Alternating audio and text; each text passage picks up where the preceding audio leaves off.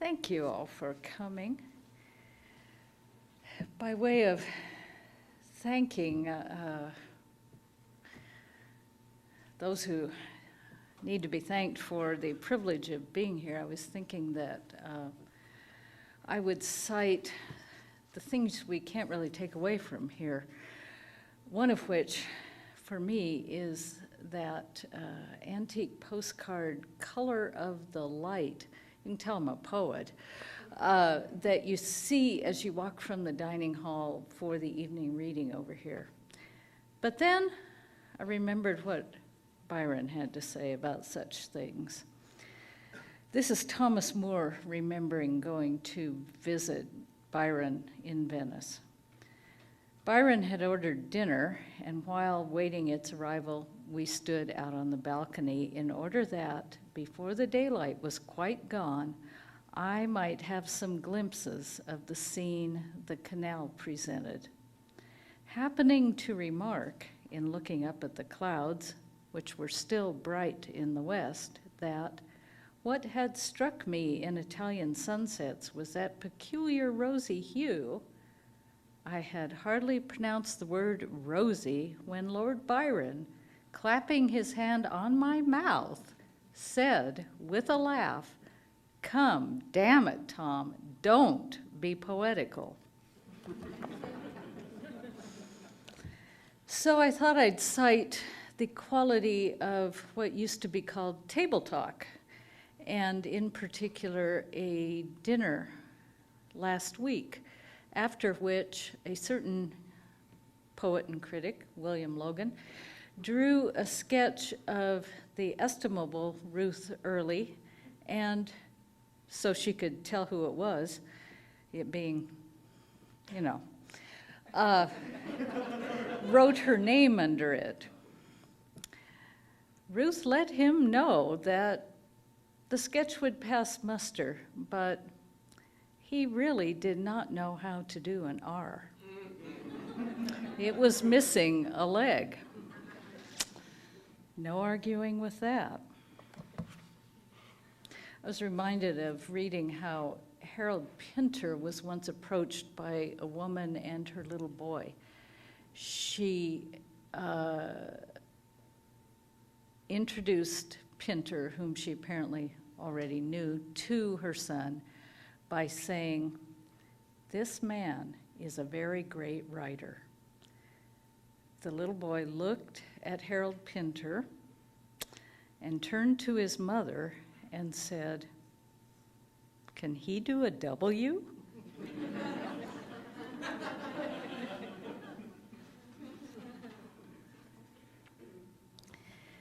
Head, perhaps, of an angel.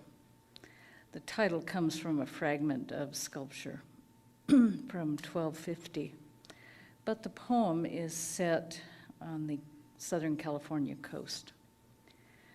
Point Dume, D-U-M-E, Point Dume was the point, he said, but we never came close, no matter how far we walked the shale broken from California.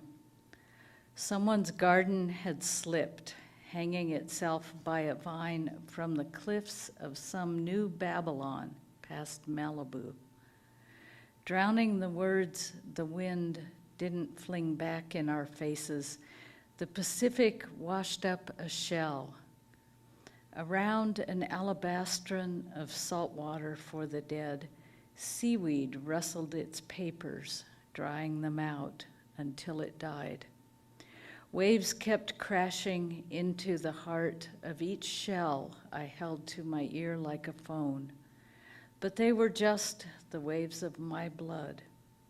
And through it all, I heard him say, how could it be 9 months ago his grandson had taken his own life somewhere back east?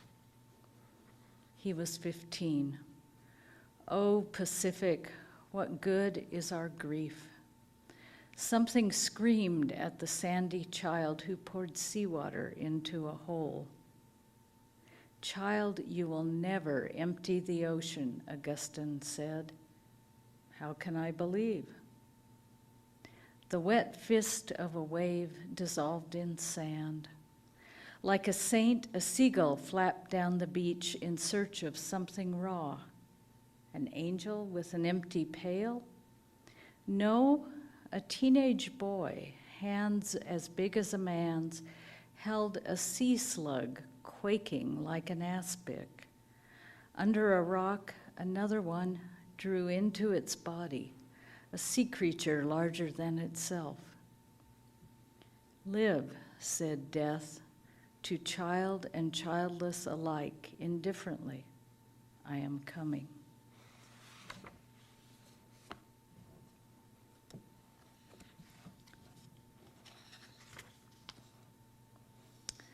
This one is set on the street we find ourselves on in Cambridge, England in the summer. Little formerly working class neighborhood between the train station and the heart of town.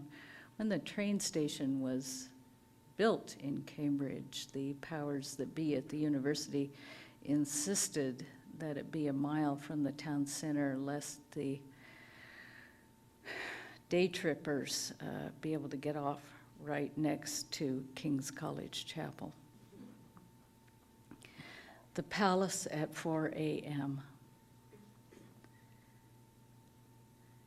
And then one morning, the courtship is over. No longer does the male hold forth at 4 a.m. to impress the female enough to mate. Now only the note of alarm is given voice by the blackbird or its cheeky, petrified young, a chink in the air, as if stone were being dressed, the way you mend a wall in an old cathedral town, the local clunch, too soft to last. Almost 50, you wake almost alone in a foreign country. That's not, and here I should put yet, that's not a husband next to you. It's loneliness. You can hear the electric whine of the milk float, muezzin of the neighborhood, a few doors down, near the mosque, once a Methodist chapel. But who worships it now? The chink of bottle against stone drowns under the dead weight of casks being rolled down to the cellar of the Live and Let Live pub. The wind is wrong, but the hours quartered and told by Our Lady of the English Martyrs. Oh, Fisher, Campion, and more, admit to your circle Hikmet, communist, poet exiled to Russia, and there kept company by a woman younger and blonder than his wife. For this small warmth, let us give thanks. The milk float is the electric car that delivered milk when people got milk delivered. The Live and Let Live pub is known in the neighborhood as the Live. Going down to the Live.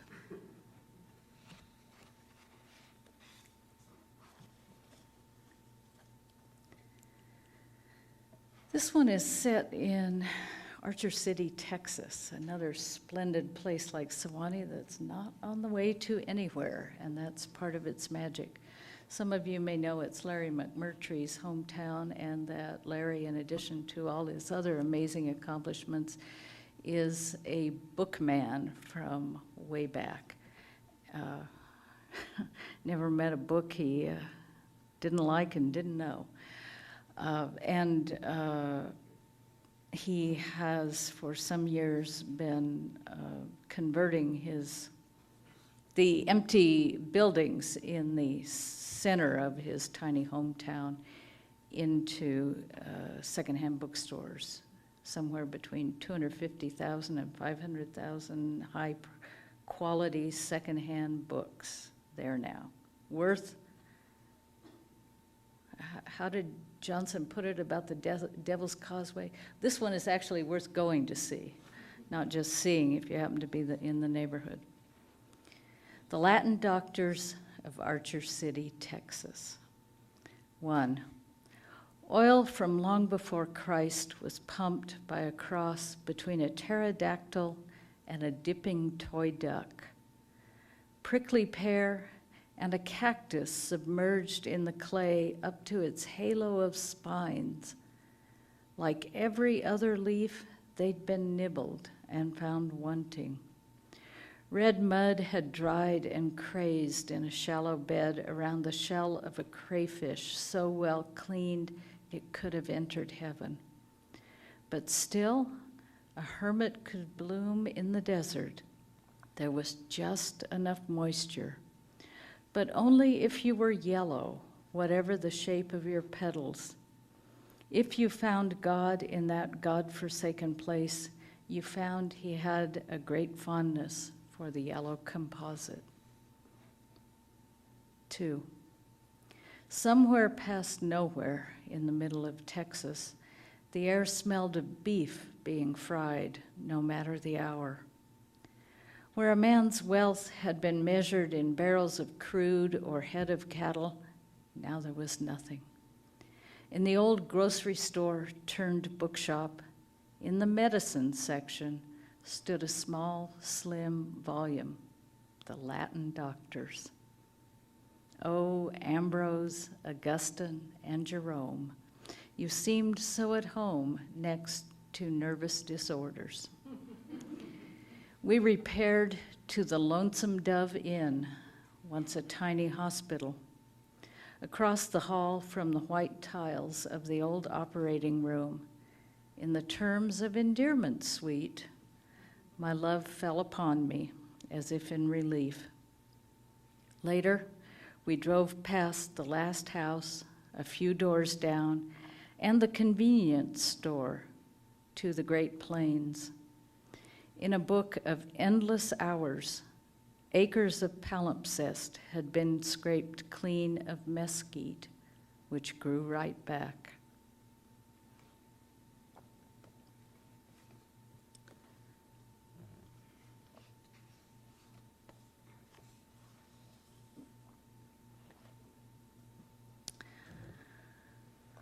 Sometimes when we're in Cambridge, we find ourselves staying in a listed flat. Listed is a heritage listing in England, but this particular flat is what I call high brutalism, post-war concrete, but listed. It's at Churchill College, which was carved out of what used to be the farms for the older of the Cambridge colleges, just as Sewanee used to have a farm and a dairy. They, of course, used to have those things too.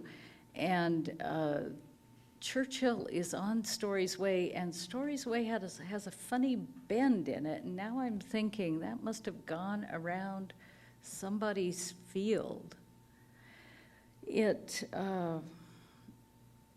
is also the place that Wittgenstein spent his last days, in a house on that street. 1, on Story's Way. This is the hour an owl would head home to sleep through the dawn chorus that followed. Blackbird and thrush singing their tiny hearts out philosophically. Teach me, teach me. I see a tree. What is a tree? Why is there no brown light like me? But first, a cry broke in two, cut off by a call. The door of dream drew back from a story with nowhere to start. It started, think back a breath, with a screech tearing day from dark. A field mouse taken by an owl? Nailed to the wall of the garden for its own protection, a rose laid open, a blood-purple blossom. 2. Down Story's Way I walked, out of my old life, into the cemetery. At the tomb of Wittgenstein I stood, a slab with his name and dates bore no other words. But someone had laid a pine cone and a penny there on one of the few graves not overgrown. Grief was abandoned to its own devices, yet over the wall, green wood burned near Story's End. To this, his doctor's house, he came to die. From the upper room, might he have seen this cemetery tree and heard a blackbird phrase and rephrase a last treatise on color, the color of smoke?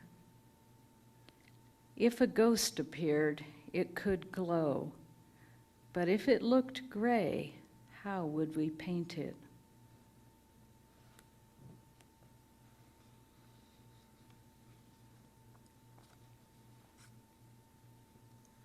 Boy, I really am a poet of geography.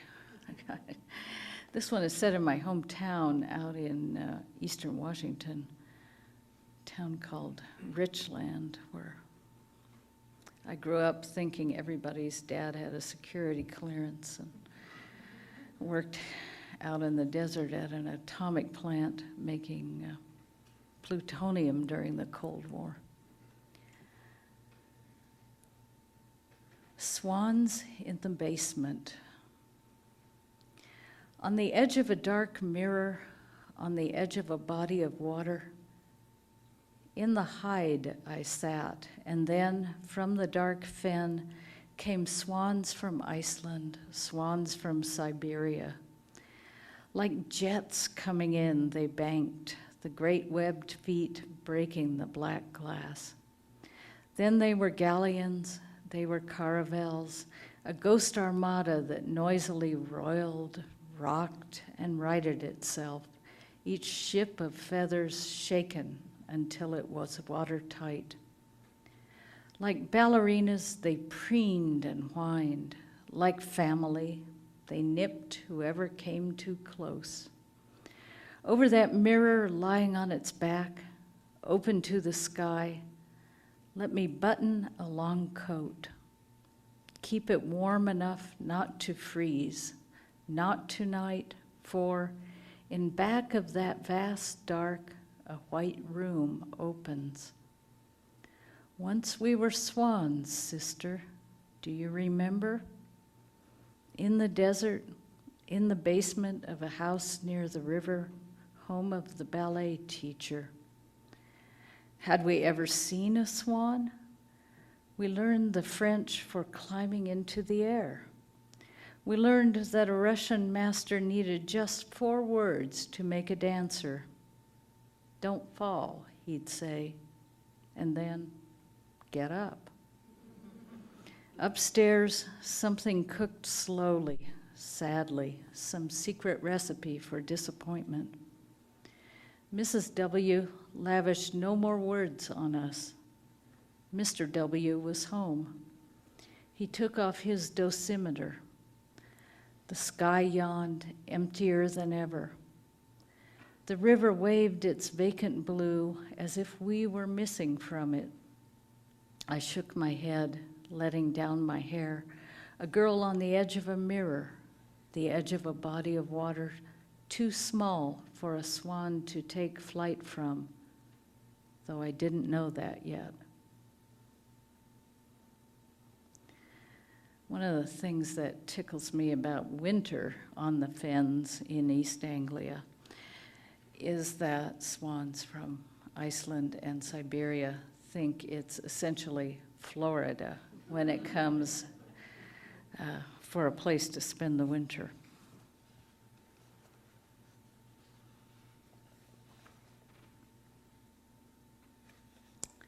This one you may recognize the setting of. Poets at 50. In his first tuxedo, a boy wrestled the womanly curves of a bass viol up the steps to the music school. Yes, I did. No, I didn't. A katydid bowed the same note as all the pale green leaf-shaped others. An S of garter snake hugged the middle of the road in search of some last warmth and wouldn't budge. Over the lawns of Sewanee, around the deer raiding flower beds, fireflies signaled nothing but a male in search of a mate. Who would say of that low, fitful light that it was not the more beautiful for fading so fast? Look at these beds, the ex-poet laureate said. Sandstone laid so flat, the last 1,000,000 years must have been dull. In the twilight of Tennessee, it was not the heat so much as the humility. The smallest butterfly in North America closed the pages of its tiny book, pages still a bluish blank against the dark.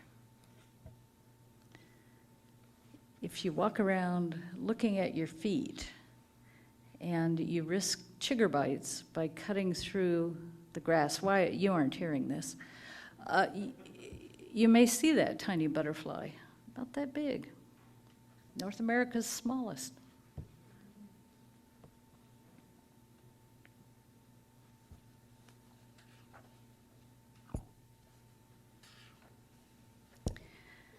And an elegy for Donald Justice. Death comes to Florida. 1, the Pencil Museum of Cedar Key.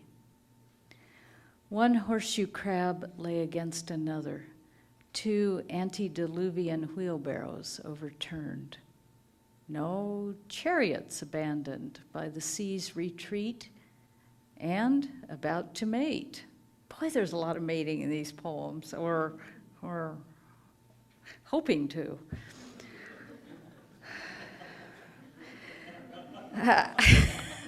I will say no more. Can't you see they're busy, I said. Nothing moved. The tide had turned its back, and we were late for lunch with an old professor who was escaping the snow of Waterloo, Iowa. Out of the drifts of a book he'd found in the little library, he told us the news, which was all about Napoleon, that hermit crab who didn't yet know his last empty shell of a home would be found on an island bigger than this one, but even more remote. The old poet's voice was a ghost of itself. The fish of the day, he whispered, though we were the only ones in the restaurant, was the same as yesterday. He was very dry.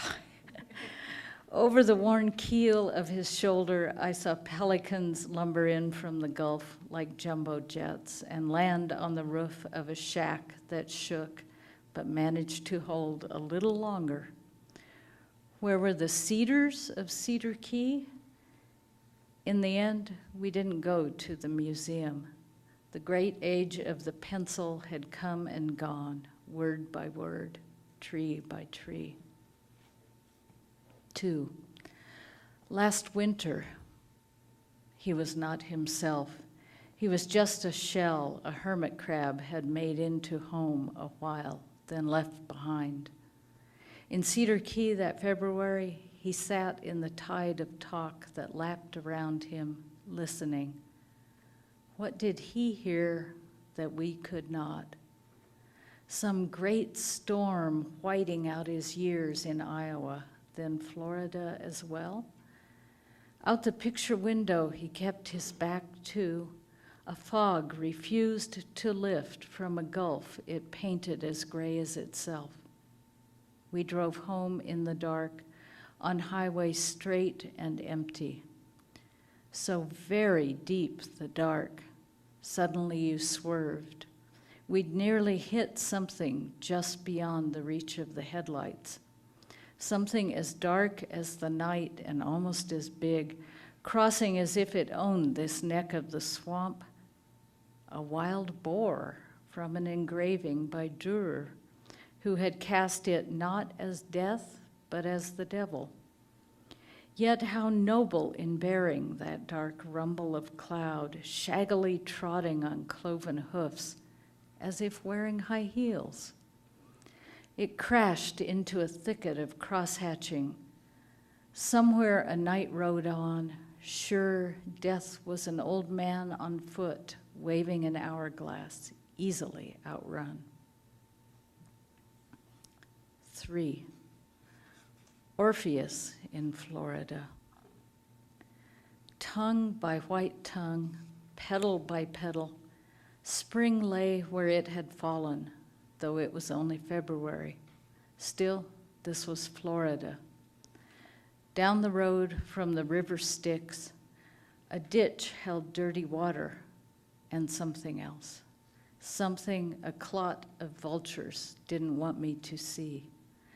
Their priestly robes fluttered, wings hunched in prayer, beaks ready to feast upon death as soon as I said a word over, what? A dog? A deer? The skull was skinned, bone licked smooth. Unfathomable the empty pool of the eye that refused to meet my gaze. From the dark heart of the woods, a single note told like breaking glass. A wren with feathers the color of dirt, tossed aside by the spade of a grave digger, warned the shades of my presence. I who would sing the dead, though they turn me away when I draw near. And the last section, an elegy prepares itself.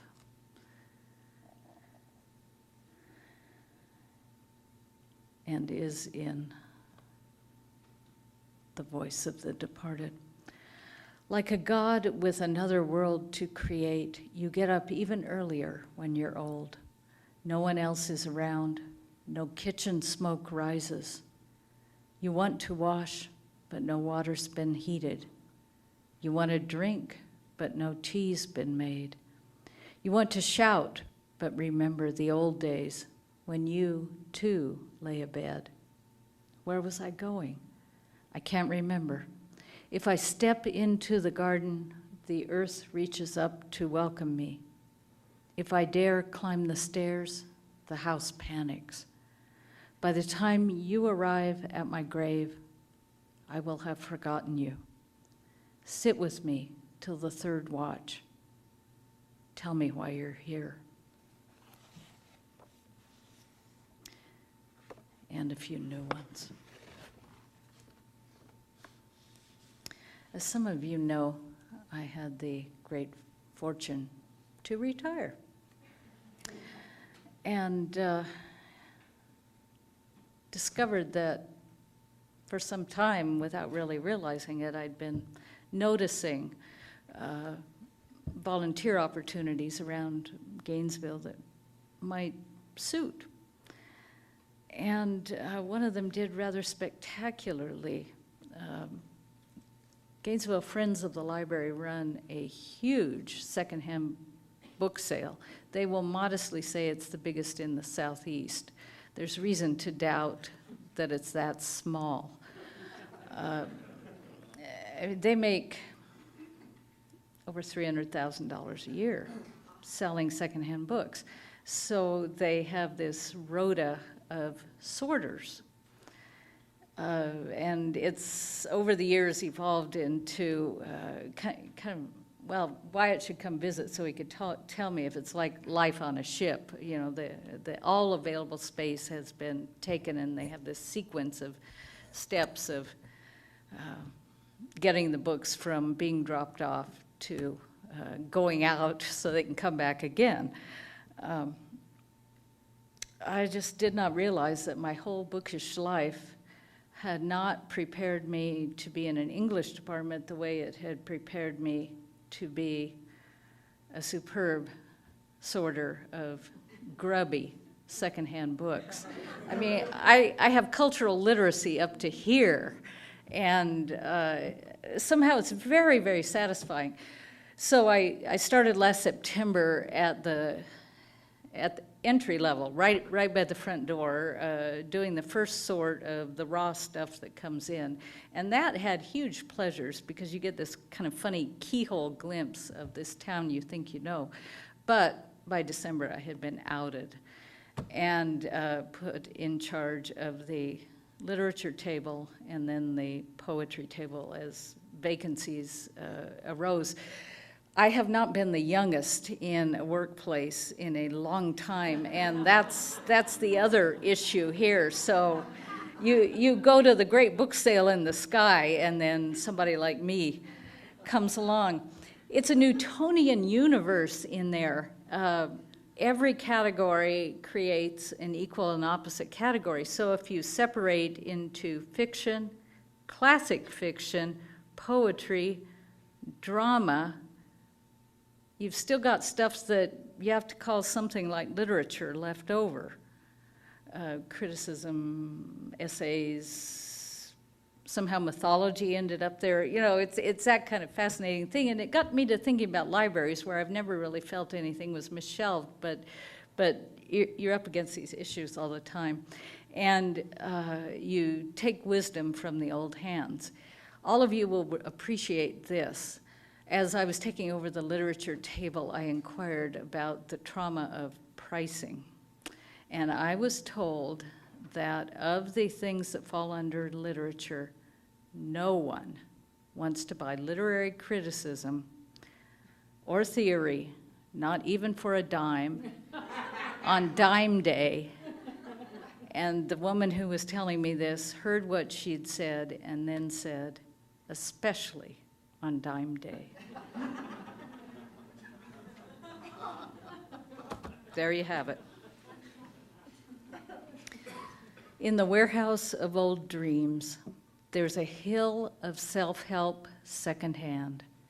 There's a mountain of books that tried to get rich quick, signed by the author, never read, given to the friends of the library to sell again.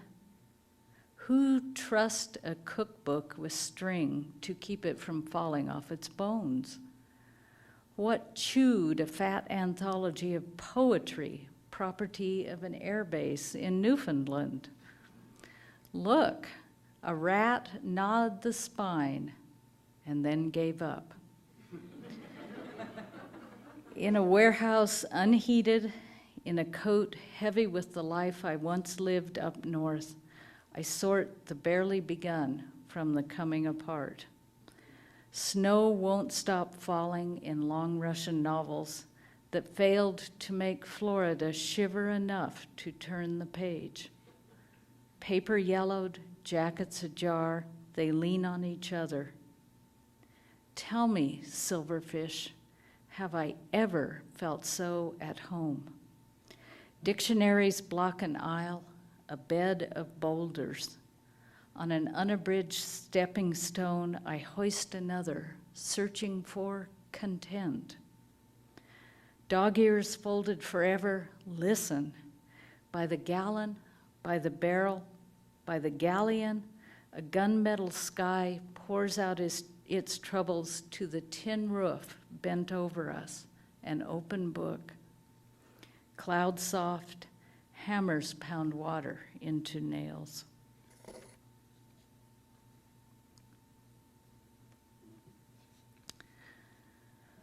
This is to a Redbud. Nobody told me when I moved to the South that a Redbud wasn't red. So I spent a long time looking for something red.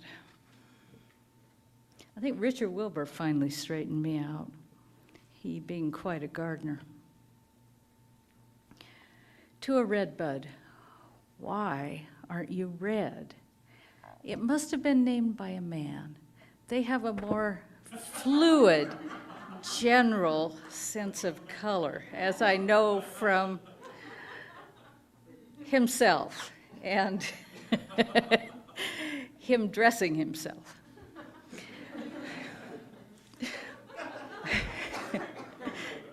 No. Why aren't you red? I heard your name in Florida. I thought, lipstick, cardinal, ketchup, pigeon blood ruby, something sanguine. And all the while, 2 weeks a year, you flowered something the field guide calls, with an air of defeat, purple/pink. Now I see.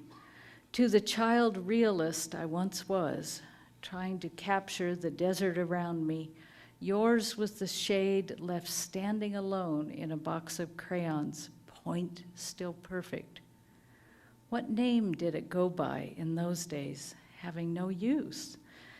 What I needed was a color for the wind, which needed none. Wind wrapped itself in a dusty fur. But here in Florida, you race the wild plum into bloom. Furred with petals, you haven't bothered with leaves. Your branches cloud a sky the chemical blue of backyard pools. Of green, more green, of palmate and pinnate, the pine needle 2 feet long, who cares? Go ahead, quarrel with it, and fuzzily. You're the color lost, childhood's bare horse heaven hills come back in dream, their dirt painted purple by dawn. And there goes the Greyhound bus that no longer runs from the drylands over White Pass, the only passenger, the ghost of my mother. Dead 2 years this month, she travels without baggage now. Curled in her seat, dry cottonwood leaf. If she still finds Seattle excessively green, she no longer greets me by proclaiming it. I am not even there to meet her. Even in dream, the living keep busy, betraying the dead. Redbud, not red, they also call you Flowering Judas, though no branch of yours would bear the weight of that name.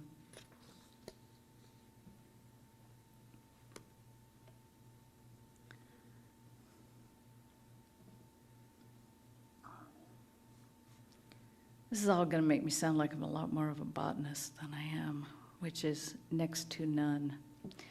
On first looking into Chapman's Flora.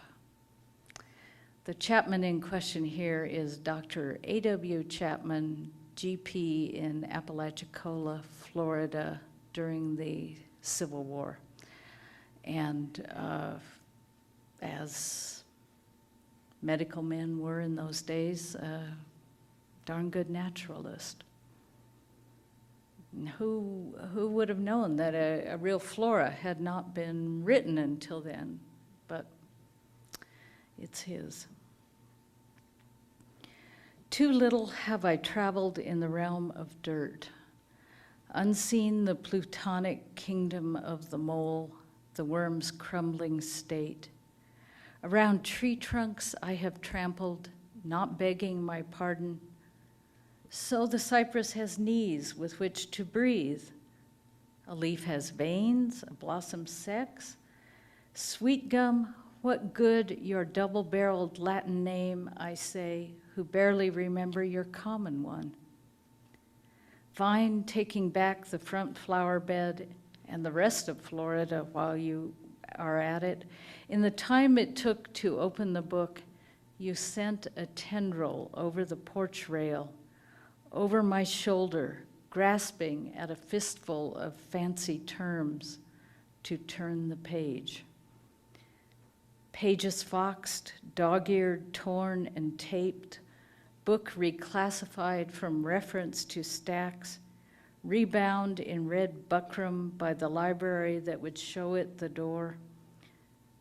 Dr. Chapman, a northern transplant, would have loved my much-loved copy, because someone, having slogged his way to page 184, despaired of identifying a leaf, long since lost, and pressed it there instead, where a stain the size of a thumbprint, slipper-shaped, remained. I brushed the smudge. I felt like some watcher of the dirt who, thinking there was nothing to see, missed the daintiest of depressions the faint impress of a hobnail boot. Tell me, book, are there still cushions lying low in a box pew of the oldest church in Apalachicola? The doctor wanted comfort the nights he hid from men in gray who searched the darkness for supplies. Wife sent to safety, slave keeping watch over his store of arsenic and chloroform, he slept, a northerner wanted by a South whose wounds he didn't care to bind. By day, unless a soul required easing in or out of this world of pain, he prescribed nothing stronger than bread pills and hot baths. After Appomattox, he preferred his company to be green, any green, whether toothed or lobed, he wasn't particular, cordate, obcordate, loving them all, a leaf and ear as deaf as his own. And finally, a three-part epithalamium. Wonder why? Oblique epithalamium. In the leaky, wavery light of noon, a man wrote our names on a marriage certificate. In a suit woven of the deep blue darkness England caves into each December, across the breadth of a sheet of paper, in and out of the small plots that green lines hedged it into, his fountain pen scratched fishy squiggles, watery, looking ready to disappear before he'd filled the blanks in our lives. But indissoluble, he claimed. Across a parking lot, the gray of the sky, love, our separate shadows stretched away from us toward the waiting arms of the dark. Sunlight scraped off yesterday, rubbed a flake of gold leaf on the foredge of the rest of my life. Yours.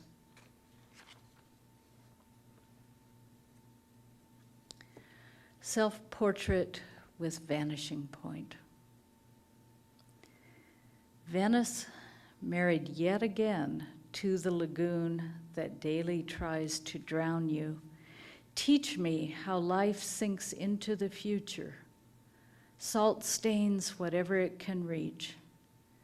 Reflecting on the silken sins of your past, the Grand Canal turns an unlikely green, as if a painter's boy mixed pigments wrong, or time proved the yellow fugitive.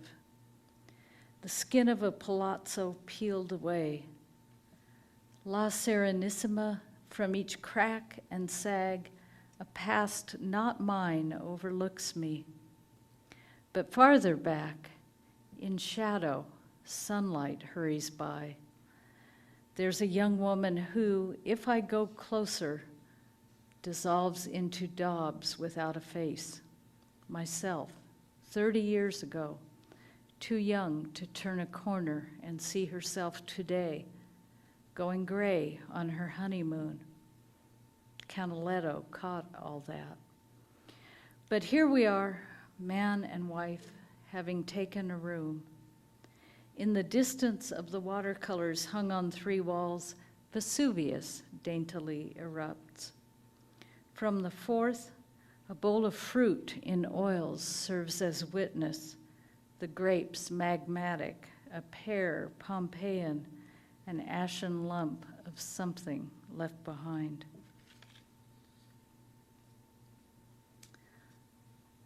And last, letter to a young man of 1776. The young man in question is William Bartram, author of Travels Through the South, son of a great plant hunter and not a bad plant hunter himself. Not much of a writer, though. Bit of a slog.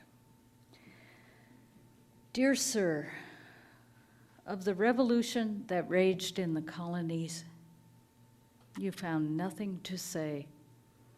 30-something Quaker, son of a man who, as he readied another cask of plants to ship from Philadelphia to London, wondered if you'd ever amount to anything. He sent you south to collect more species, a trip not put to paper for a decade, till what you recalled was leaves, more leaves, and the odd alligator battle.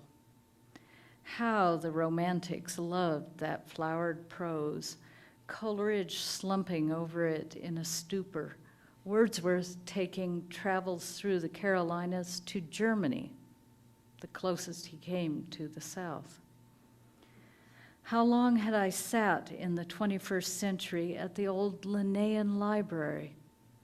The man I was to meet in London had not arrived. Instead, I was offered sweets so British I couldn't name them, the remains of a Christmas party. The room grew too grand for it not to be the 18th century, science still abed with alchemy next door. Snow hurled its lace against long windows that searched the parking lot for something a man could tie someone's name to. Stiffly, on a stiffer chair I sat, a North American weed not yet classified. I didn't recognize myself. 60, married a week, I had just said the words, my husband, for the first time to explain my presence in that hall. I hadn't taken his name. On my left hand, the new ring let its weight be felt, warming to me. Thank you.